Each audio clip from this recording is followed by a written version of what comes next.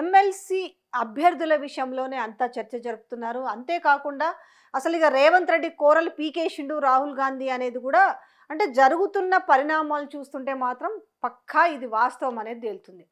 ఒక్కసారి గతంలోకి కూడా వెళ్దాం. ఈయన ఓటుకు నోటు కేసులో టీడీపీ విషయంలో ఉన్నప్పుడు మీకు గుర్తుంది కదా, ఆ, ఏం జరిగింది ఓటుకు నోటు కేసులో ఆ రోజు కూడా వేం నరేందర్ రెడ్డిని గెలిపించుకోవడం కోసం ఆయన చేసిన ప్రయత్నాలు, వేం నరేందర్ రెడ్డికి ఎమ్మెల్సీ స్థానం కల్పించడం కోసం టీడీపీలో ఆ రోజు 50 లక్షల బ్యాగుతో దొరికి ఓటుకు నోటు కేసు అయింది కూడా. ఇప్పుడు సుప్రీంకోర్టులో ఉన్న కేసు కూడా ఆయనను ఎమ్మెల్సీ చేసుకోవడం కోసమే, అవలేకపోయిండు. బట్ ఇప్పుడు కూడా కనీసము అవకాశము రాలేదు వేం నరేందర్ రెడ్డికి. ఇచ్చిన పేర్లలో ఎవరెవరైతే పేర్లు ఇచ్చిండ్రో ఇందులో ఫస్ట్ నేమే వేం నరేందర్ రెడ్డి పేరే ఉంది. వేం నరేందర్ రెడ్డి ఇచ్చిండు, కుమార్ రావు ఇచ్చిండు, జట్టి కుసుమ కుమార్ ఇచ్చిండు, ఫహీం ఖురేషి పేరు ఇచ్చిండు, అలాగే షబ్బీర్ అలీ పేరు కూడా ఇచ్చిండు. సో లాస్ట్కి ఇవన్నీ కాదంటే అట్లీస్ట్ ఖచ్చితంగా వేం నరేందర్ రెడ్డికి ఇవ్వండి అనేసి చాలా ప్రయత్నం చేసిండు. బట్ హైకమాండ్ మాత్రం నో వే అని చెప్పారు. ఎవరు ప్రభుత్వ సలహాదారుకు ఉన్నాడు, అదేవిధంగా రేవంత్ రెడ్డి అనుచరుడు కూడా వేం నరేందర్ రెడ్డి పేరు అట్లనే బాగా ఫేమస్ ఎట్లయిందంటే ఆ రోజు ఆయనకు టీడీపీలో ఉన్నప్పుడు ఆ సీటు కోసం అది రాదని తెలిసి కూడా అది కొనడానికి చేసే ప్రయత్నంలోనే ఓటుకు నోటు కేసు అయింది కూడా ఆయన ఎమ్మెల్సీ స్థానం గురించి. బట్ ఇప్పుడు కనీసము ముఖ్యమంత్రిగా ఉన్నప్పుడైనా నిన్న ఈజీగా ఆయన ఎమ్మెల్సీ చేస్తాను అనుకున్నాడు, కానీ ఇక వేం నరేందర్ రెడ్డికి అవకాశం లేదనేసి తేట తెల్లమైతే అయిపోయింది.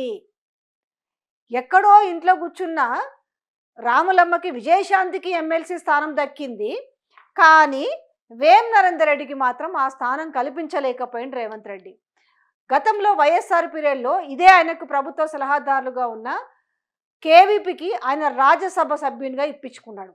కానీ అంటే ఆ రోజు వైఎస్కి ఎంత కేంద్రంలో ఎంత పరపతి ఉన్నది తన మిత్రుడికి ఇప్పించుకోవడానికి ఆయన చేసిన ప్రయత్నం సఫలీకృతమైంది.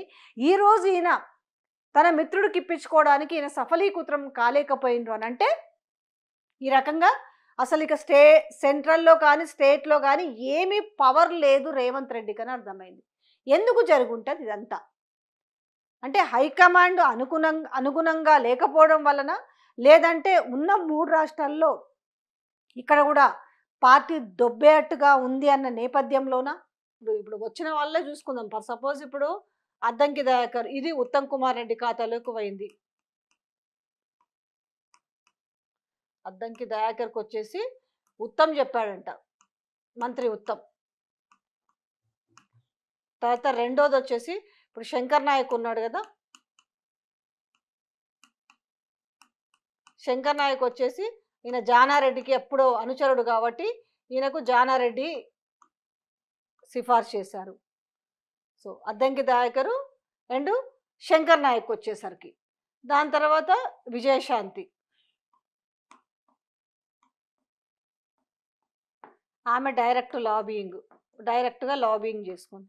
ఇక 4 ఏదైతే ఉందో అది మిత్రపక్షం కింద సిపిఐకి. ఇందులో ఏ ఒక్కటి అందరు అనుకుంటున్నారు ఈ అద్దంకి దయాకర్కు సంబంధించి రేవంత్ రెడ్డి చేసి ఉంటాడేమనేసి. కాదు, ఈ అద్దంకి దయాకర్కి ఇప్పుడు ఈరోజు ఎమ్మెల్సీ అవ్వడానికి కారణము ఎవరు అనంటే అది ఉత్తమ్ కుమార్ రెడ్డి అట. ఇంకొకటి వచ్చేసి అది శంకర్ నాయక్ది వచ్చేసి జానారెడ్డి, విజయశాంతి వచ్చేసి ఆమెకు డైరెక్ట్ సెంట్రల్ నుంచి, ఇంకోటి సిపిఐకి. ఇక్కడ ఎక్కడా కూడా రేవంత్ రెడ్డికి సంబంధించిన ఒక్క అభ్యర్థిని కూడా కన్సిడర్ చెయ్యలేదు అనంటే ఏం చెప్పాలి. ఇంకా రెండోది ఢిల్లీ, ఇదిగో ఢిల్లీ అదిగో ఢిల్లీ అంటే ఇవాళ యాక్చువల్గా రావాల్సిన అపాయింట్మెంట్ కూడా రావద్దు అంటున్నారు అనంటే అంటే విరుద్ధమైన పనులు చేస్తుండడం వలన 3 రాష్ట్రాల్లో పార్టీ ఉంది, ఇది కూడా ఎత్తిపోయే ప్రమాదం ఉందనా? ఎందుకనంటే ఈయన మొన్న రాహుల్ గాంధీ మాట్లాడిన మాటలు కూడా బీజేపీకి ఎవరు పనిచేస్తారో మాకు తెలుసు, వాళ్ళపైన ఎలాంటి చర్యలు ఉంటాయనేసి ఆయన ఇంచుమించు క్లూస్ వదిలేసినట్టే.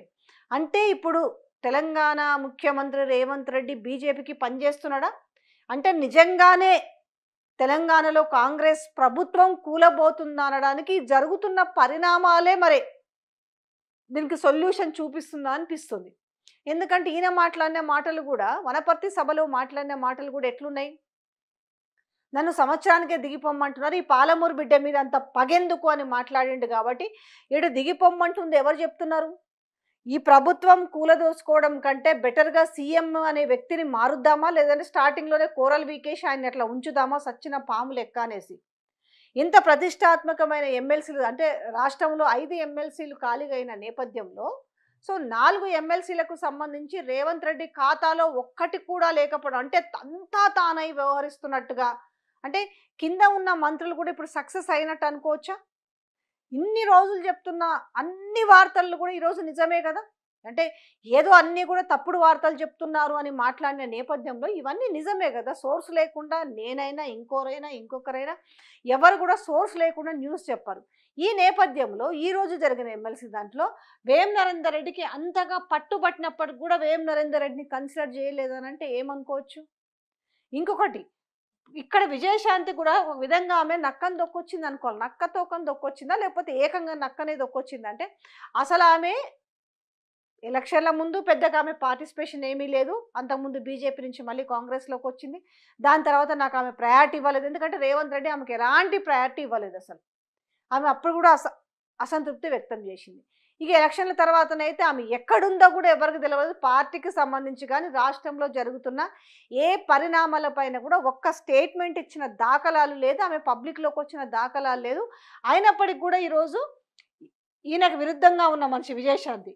ఎందుకనంటే విజయశాంతి అనే పర్సన్కి ప్రయారిటీ ఇస్తే నా పరపతి ఎక్కడ తగ్గుతుందో అన్న నేపథ్యంలో ఇక్కడ అసలు విజయశాంతికి ఎలాంటి స్కోప్ ఇవ్వకుండా చేశారు. కానీ ఇవాళ ఏమైందంటే అనూహ్యంగా విజయశాంతికి ఈరోజు డైరెక్ట్ ఢిల్లీ నుంచి ఆమెకి ఈ పదవి వచ్చిన నేపథ్యం. సో ఇక్కడ ఓవరాల్గా చూస్తే ఏంది అని అంటే ఇక్కడ రేవంత్ తోకలు కట్ చేసినట్టే కదా. ఇప్పుడు జీరోనా అంటే కూరలు వీకిన పాము ఎట్లుంటుంది? ఉందా అంటే ఉంది పామే, అంతకు మించి ఏం చేయలేదు అన్నట్టుగా. ఇప్పుడు ఈయన నామమాత్రం సీఎంగానే ఉండనున్నాడా అంటే ఏదో జరగబోతుంది అనేది మాత్రం దీనికి సంకేతంగా కనిపిస్తుంది. ఏదో జరుగుతుంది అనడానికి సాక్షాత్తు రేవంత్ రెడ్డి చెప్పిన మాటలు కూడా దీనికి బలాన్ని చేకూరుస్తున్నాయి. సంవత్సరానికే నన్ను దిగిపోమ్మంటున్నారు అనే మాటను అసలు చెప్పాల్సి ఉండే. ఎవరు దిగిపోమ్మన్నారు? ఇటు మోడీ దిగిపోమ్మన్నాడా లేకపోతే రాహుల్ గాంధీ దిగిపోమ్మన్నాడా? ఎవరు దిగిపోమ్మన్నారు అనే మాటని ఆ రోజు ఆ సభలో చెప్పుంటే ఇంకా మంచిగా ఉండేది. సో అంటే తెలంగాణ రాష్ట్రంలో ఉన్న పరిస్థితులు కావచ్చు, రాజకీయ నేపథ్యాలు కావచ్చు, జరుగుతున్న వసూళ్ల నేపథ్యాలు కావచ్చు, కమిషన్ల దందాలు కావచ్చు, తమ్ముళ్ళు అన్నలు కలిపేసి ఎక్కడికక్కడ భూములు కనపడ్డ కాడికి దండుకుంటున్న వైనం కావచ్చు, ఇవన్నీ కూడా మొత్తం చిట్టా అంతా ఇక్కడ రేవంత్ రెడ్డి ఏం చేసిండు అనే విషయం చిట్టా అంతా కూడా రాహుల్ గాంధీ దగ్గర ఉండడం వల్లనే ఈరోజు ఈ పరిస్థితి వచ్చిందా అంటే రేవంత్ రెడ్డిని ఇంకా పక్కన పెట్టడానికి నువ్వేం ఢిల్లీ నువ్వు రావద్దు, మమ్మల్ని కలవద్దు అని చెప్తున్న మాటలకు గాను కుటుంబ నేపథ్యం కూడా ఎందుకు ఆజ్యం పోస్తుందా అనేది కూడా పెద్ద అంశం. ఎందుకంటే చాలా శరవేగంగా కదులుతున్నాయి పావులు. మీనాక్షి నటరాజన్ వచ్చిన తర్వాత ఇంకా శరవేగంగా పావులు కదపడము. సో ఈరోజు ఎమ్మెల్సీల సెలక్షన్ల విషయంలో కావచ్చు, వేం నరేందర్ ఈయన ఇచ్చిన లిస్టును పక్కన పెట్టడం కావచ్చు, ఇదంతా జరుగుతుంటే బాజాబ్తా ఉన్నాడా అంటే ఇప్పుడు తెలంగాణ రాష్ట్రానికి కాంగ్రెస్ ప్రభుత్వంలో ఉన్న రేవంత్ రెడ్డి నామమాత్రం సీఎం అని చెప్పొచ్చు.